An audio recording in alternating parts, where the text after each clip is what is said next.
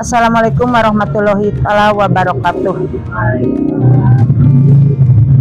Eh, Terima kasih kepada pembawa acara yang telah memberikan waktu, kepada Ibu Bidan Desa Mekarpawitan yang saya hormati, serta Bapak Ibu-ibu yang ada di Desa Mekarpawitan yang sangat banggakan dan saya cintai.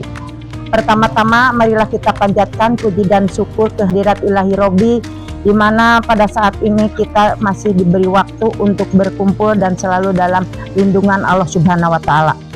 Salawat serta salam selalu terlimpah curah ke Kanjeng Nabi Muhammad Sallallahu Alaihi Wasallam. Ibu-ibu, saya di sini sebagai Ketua Tim PKK Desa Mekarpawitan akan menerangkan beberapa program yang harus dijalankan oleh ibu-ibu kader semua, di antaranya 10 program PKK. Yang pertama yaitu tentang penghayatan dan pengamalan Pancasila. Seperti apa contohnya?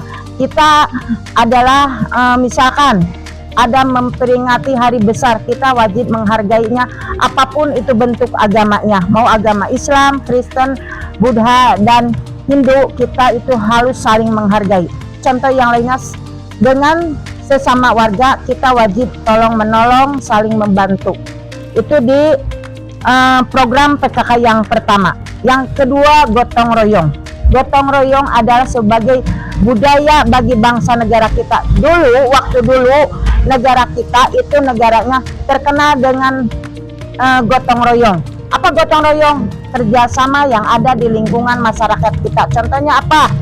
Yang kecil saja, contohnya misalkan ada kebersihan di lingkungan tingkat RT atau napi di tingkat RW, kita wajib ikut berpartisipasi.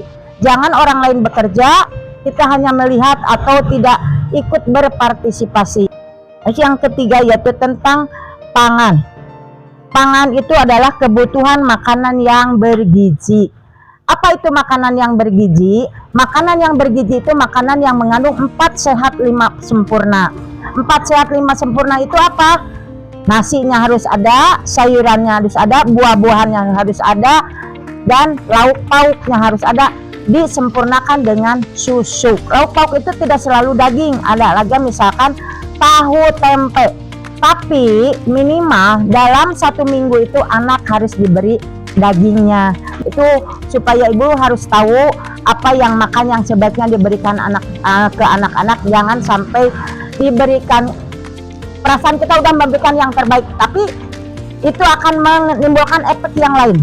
Itu dalam makanan. Yang kedua yaitu tentang sandang. Sandang itu apa? Tentang berpakaian. Diupayakan semua ini ibu-ibu menggunakan berpakaian yang menutupi aurat. Dan apalagi di ini sekarang ke anak-anak tekankan, karena dengan pengaruh dari luar, lihat di medsos itu orang-orang luar berpakaiannya yang tidak senonoh dengan kita. Awas jangan sampai ditiru oleh anak-anak kita. Ibu yang tahu bagaimana lingkungan di sekitar rumah kita dulu aja, jangan dulu pula, yang penting rumah kita dulu bagaimana cara menangani anak-anak jangan sampai berpakaian yang tidak wajar. Yang kelima tentang perumahan tata cara penataan rumah. Itu penataan itu bagaimana? Maksudnya penataan rumah itu ibu-ibu sudah tahu letak rumah yang baik itu, yang bagus itu, yang bagaimana supaya keluarga menjadi nyaman tinggal di rumah kita. Itu letaknya harus benar. Contohnya dapur ada di mana, nanti misalkan dalam pembuatan rumah dapur ada di mana, kamar mandi ada di mana, ruang tamu ada di mana. Nah itu makanya ibu ini untuk pemenataan rumah harus diupayakan. Jangan nyimpan misal bekas pakaian seenaknya lung di kursi. Sedangkan kita memberikan contoh kepada anak-anak itu harus yang terbaik. Jangan sampai memberikan yang anak jadi meniru yang tidak baik. Yang keenam yaitu tentang pendidikan dan keterampilan. Pendidikan dan keterampilan itu dibagi menjadi 3. Ada pendidikan formal, pendidikan informal, dan pendidikan non formal. Pendidikan informal yaitu pendidikan yang ada dilakukan di keluarga. Nah, keluarga merupakan pendidikan pertama yang didapatkan oleh anak. Kita sebagai orang tua, bagaimana cara menerapkan supaya anak-anak itu menjadi anak-anak yang bermartabat, anak-anak yang hebat. Jadi pendidikan formal itu pendidikan yang pertama diberikan oleh kita, karena pendidikan formal itu ada di rumah. Yang kedua yaitu pendidikan informal. Pendidikan informal itu pendidikan yang berada di lembaga-lembaga, contohnya di sekolah. Di sekolah mulai dari tingkat SD sampai tingkat perguruan tinggi, itu namanya informal. Ketiga, pendidikan non formal. Pendidikan non formal yaitu pendidikan yang dilaksanakan di lingkungan masyarakat. Contohnya apa pendidikan di lingkungan masyarakat? Seperti kursus-kursus. Itu pendidikan di masyarakat. Yang ketujuh yaitu tentang kesehatan. Sekarang kesehatan adalah itu yang sangat berhubungan dengan Pokja 4. Pokja 4 itu sangat banyak sekali tentang kesehatan. Kesehatan contohnya kesehatan itu ada kesehatan jasmani, ada kesehatan rohani. Kesehatan jasmani apa? Kesehatan jasmani itu contohnya anak itu berolahraga minimal 30 menit dalam satu hari. Contohnya berjalan aja kita di depan rumah, jalan itu tidak mengeluarkan olahraga yang tidak mengeluarkan biaya, bisa dilaksanakan di depan rumah. Contohnya apa? Berlari-lari kecil selama 30 menit itu ini supaya badan kita itu menjadi sehat.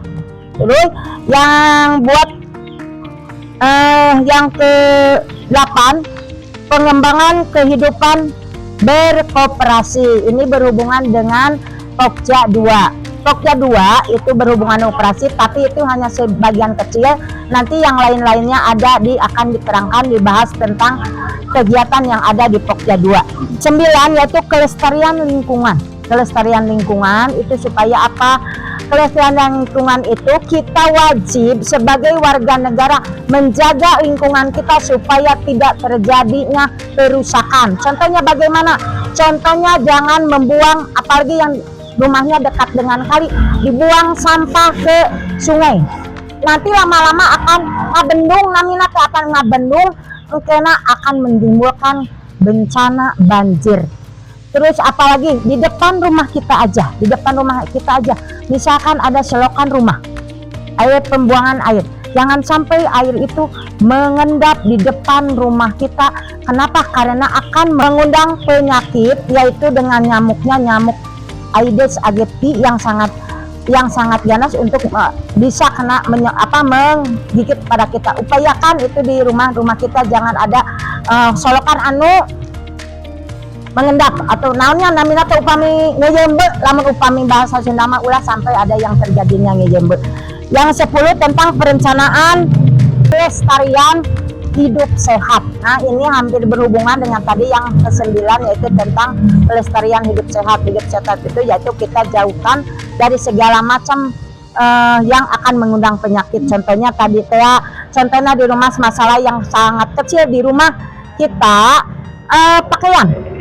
pakaian entong sampai ayah anu ngagantung terlalu banyak dina cenah ibu da bima ngame gampang gantungkeun dinu kastop dinu naon itu tidak boleh, akan mengandung lagi penyakit. Diusahakan ini ke anak-anak tidur siang boleh, tapi tidak boleh di atas jam 4 ke sana. Kenapa? Karena jam 4 ke sana itu tidak baik untuk kesehatan anak, terus nanti akan mengundang penyakit nyamuk demam berdarah. Mungkin paparan dari Ibu cukupan sekian. Mudah-mudahan apa yang Ibu sampaikan, apa yang Ibu diberikan hari ini dapat dilaksanakan oleh ibu-ibu dengan baik. Selanjutnya saya akan menerangkan kegiatan-kegiatan yang ada, kegiatan-kegiatan Pokja yang ada di Desa Mekar Pawitan. Di Desa Mekar Pawitan terdiri dari 4 Pokja. Pokja 1, Pokja 2, Pokja 3, dan Pokja 4. Saya akan menerangkan tentang kegiatan yang ada di Pokja 1. Pokja 1 sekarang ada program yang diunggulkan di Kabupaten Bandung, yaitu namanya Paredi, Pola Asuh Anak dan Remaja di Era Digital. sekarang digital itu sangat memasyarakat di lingkungan masyarakat. Kita sebagai orang tua harus bisa melihat anak itu, memilah dan memilih apa yang harus dilihat oleh anak. Itu adalah yang diunggulkan di program di PKK di Pokja 1. Kemudian kegiatan di Pokja 2 yaitu ada program unggulan yaitu Galeri Pelangi. Apa itu Galeri Pelangi? Ada beberapa poin. Satu yaitu gerakan gemar membaca. Di posyandu itu diupayakan harus ada pojok baca. Itu supaya apa? Supaya minat anak di lingkungan sekitar dapat menarik, ini ada pojok membaca. Yang kedua yaitu membudayakan minat baca. Membudayakan itu apa? Anak harus dibiasakan untuk 100 kata dalam satu hari. Yang ketiga komunitas gemar membaca. Apa itu komunitas? Komunitas itu sebatas kumpulan diupayakan di kita itu harus diadakan komunitas gemar membaca supaya jangan terjadinya yang namanya buta huruf. Yang ketiga yaitu pengembangan UP2K. UP2K yaitu berhubungan dengan operasi. Yang keempat yaitu pemanfaatan sumber daya. Pemanfaatan sumber daya itu berarti sumber daya yang ada di lingkungan. Contohnya pemanfaatan halaman rumah itu bisa dimanfaatkan dengan membuat apotek hidup. Yang kelima pengembangan koperasi. Pengembangan koperasi itu kebetulan kita itu udah ada UP2K berjalan tetapi tidak berbentuk koperasi simpan pinjam. Kemudian sekarang lanjut ke program kegiatan Pokja 3. Pokja 3 yang diunggulkan yaitu tentang program Aku Hatinya PKK. Apa itu Aku Hatinya PKK? Aku itu amalkan, kukuhkan halaman asri, teratur, indah, nyaman. Itu adalah unggulan yang diunggulan kegiatan Pokja 3. Yang Pokja 4. Pokja 4 yaitu yang diunggulkan sekarang Gagah Bencana. Gagah Bencana itu yaitu keluarga tangguh dan tanggap bencana. Tanggap bencana itu penanggulangannya yang caranya bagaimana? Misalkan ada di rumah jalur evakuasi apabila terjadinya kebakaran atau apa. Jadi apabila terjadinya gempa, yang di lingkungan keluarga kita harus diberitahu penanggulangannya bagaimana kalau terjadinya gempa. Caranya yaitu kita bisa berlindung di bawah meja. Mencakup Gagah Bencana itu tadi mencakup 3, yaitu kesehatan, pelestarian hidup, dan perencanaan sehat. Termasuk di dalamnya stunting, PHBS, yang keempat siaga. Siaga seperti apa? Kerusakan ekosistem, eksploitasi alam. Eksploitasi alam itu perusakan alam. Yang kerusakan bencana alam. Kerusakan bencana alam itu banyak disebabkan oleh beberapa faktor. Contohnya itu adalah terjadinya abrasi. Abrasi itu apa? Itu pengikisan di pinggir pantai. Kalau terjadinya erosi, pengikisan hutan gundul.